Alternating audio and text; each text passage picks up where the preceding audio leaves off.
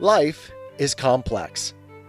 Join us for the simple gifts of wisdom, love, and delight in the written word. Discourse on the Method of Rightly Conducting the Reason and Seeking Truth in the Sciences by Rene Descartes. Part 3. And finally, as it is not enough, before commencing to rebuild the house in which we live, that it be pulled down, and materials and builders provided, or that we engage in the work ourselves according to a plan which we have beforehand carefully drawn out. But as it is likewise necessary that we be furnished with some other house in which we may live commodiously during the operations, so that I might not remain irresolute in my actions, while my reason compelled me to suspend my judgment, and that I might not be prevented from living thenceforward in the greatest possible felicity, I formed a provisory code of morals, composed of 3 or 4 maxims, with which I am desirous to make you acquainted. The first was to obey the laws and customs of my country, adhering firmly to the faith in which, by the grace of God, I had been educated from my childhood, and regulating my conduct in every other matter according to the most moderate opinions, and the farthest removed from extremes, which should happen to be adopted in practice with general consent of the most judicious of those among whom I might be living. For as I had from that time begun to hold my own opinions for naught, because I wished to subject them all to examination, I was convinced that I could not do better than follow in the meantime the opinions of the most judicious. And although there are some perhaps among the Persians and Chinese as judicious as among ourselves, expediency seemed to dictate that I should regulate my practice conformably to the opinions of those with whom I should have to live. And it appeared to me that, in order to ascertain the real opinions of such, I ought rather to take cognizance of what they practiced than of what they said, not only because, in the corruption of our manners, there are few disposed to speak exactly as they believe, but also because very many are not aware of what it is that they really believe. For, as the act of mind by which a thing is believed is different from that by which we know that we believe it, the one act is often found without the other. Also, amid many opinions held in equal repute, I chose always the most moderate, as much for the reason that these are always the most convenient for practice, and probably the best, for all excess is generally vicious, as that, in the event of my falling into error, I might be at less distance from the truth than if, having chosen one of the extremes, it should turn out to be the other which I ought to have adopted. And I placed in the class of extremes, especially, all promises by which somewhat of our freedom is abridged.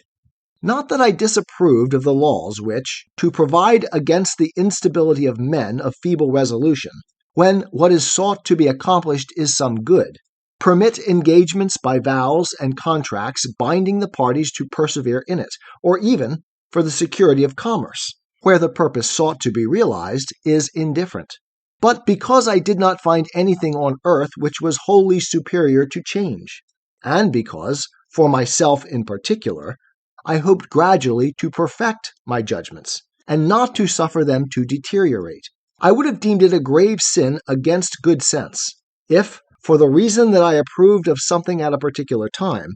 I therefore bound myself to hold it for good at a subsequent time, when perhaps it had ceased to be so, or I had ceased to esteem it such. My second maxim was to be as firm and resolute in my actions as I was able, and not to adhere less steadfastly to the most doubtful opinions, when once adopted, than if they had been highly certain, imitating in this the example of travelers who, when they have lost their way in a forest, ought not to wander from side to side, far less remain in one place, but proceed constantly towards the same side in as straight a line as possible, without changing their direction for slight reasons, although perhaps it might be chance alone which at first determined the selection. For in this way, if they do not exactly reach the point they desire, they will come at least in the end to some place that will probably be preferable to the middle of a forest. In the same way, since in action it frequently happens that no delay is permissible, it is very certain that when it is not in our power to determine what is true, we ought to act according to what is most probable. And even although we should not remark a greater probability in one opinion than in another, we ought notwithstanding to choose one or the other, and afterwards consider it, in so far as it relates to practice, as no longer dubious, but manifestly true and certain, since the reason by which our choice has been determined is itself possessed of these qualities. This principle was sufficient thenceforward to rid me of all those repentings and pangs of remorse that usually disturb the conscience of such feeble and uncertain minds as, destitute of any clear and determinate principle of choice, allow themselves one day to adopt a course of action as the best, which they abandon the next as the opposite.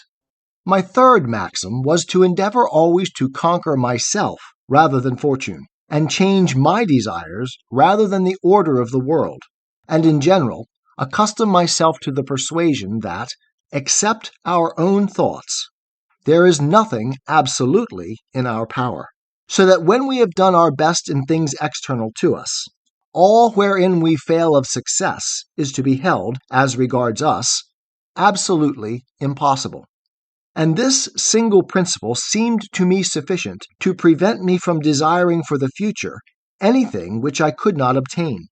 and thus render me contented. For since our will naturally seeks those objects alone which the understanding represents as in some way possible of attainment, it is plain that if we consider all external goods as equally beyond our power, we shall no more regret the absence of such goods as seem due to our birth, when deprived of them without any fault of ours, than our not possessing the kingdoms of China or Mexico, and thus making, so to speak, a virtue of necessity. We shall no more desire health in disease, or freedom in imprisonment, than we now do bodies incorruptible as diamonds, or the wings of birds to fly with. But I confess, there is need of prolonged discipline and frequently repeated meditation to accustom the mind to view all objects in this light. And I believe that in this chiefly consisted the secret of the power of such philosophers as in former times were enabled to rise superior to the influence of fortune, and, amid suffering and poverty, enjoy a happiness which their gods might have envied. For, occupied incessantly with the consideration of the limits prescribed to their power by nature, they became so entirely convinced that nothing was at their disposal except their own thoughts, that this conviction was of itself sufficient to prevent their entertaining any desire of other objects. And over their thoughts they acquired a sway so absolute that they had some ground on this account for esteeming themselves more rich and more powerful, more free and more happy than other men who, whatever be the factors heaped on them by nature and fortune, if destitute of this philosophy, can never command the realization of all their desires. In fine, to conclude this code of morals, I thought of reviewing the different occupations of men in this life with the view of making choice of the best. And, without wishing to offer any remarks on the employments of others, I may state that it was my conviction that I could not do better than continue in that in which I was engaged, namely, in devoting my whole life to the culture of my reason, and in making the greatest progress I was able in the knowledge of truth, on the principles of the method which I had prescribed to myself. This method, from the time I had begun to apply it, had been to me the source of satisfaction so intense as to lead me to believe that more perfect or more innocent could not be enjoyed in this life. And as by its means I daily discovered truths that appeared to me of some importance, and of which other men were generally ignorant, the gratification thence arising so occupied my mind that I was wholly indifferent to every other object.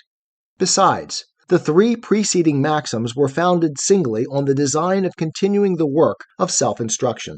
For since God has endowed each of us with some light of reason by which to distinguish truth from error, I could not have believed that I ought for a single moment to rest satisfied with the opinions of another, unless I had resolved to exercise my own judgment in examining these whenever I should be duly qualified for the task.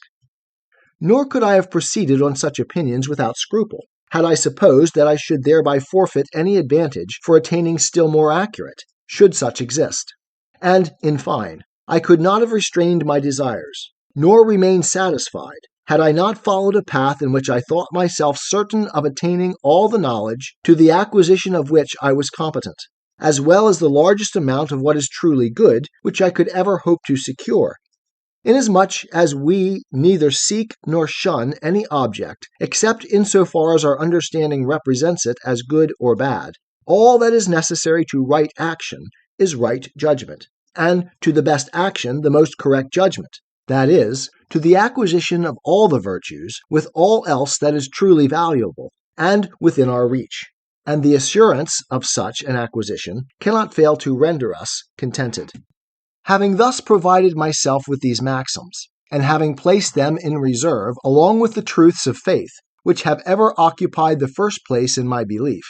I came to the conclusion that I might with freedom set about ridding myself of what remained of my opinions. And, inasmuch as I hoped to be better able successfully to accomplish this work by holding intercourse with mankind, than by remaining longer shut up in the retirement where these thoughts had occurred to me, I betook me again to traveling before the winter was well ended. And during the 9 subsequent years I did nothing but roam from one place to another,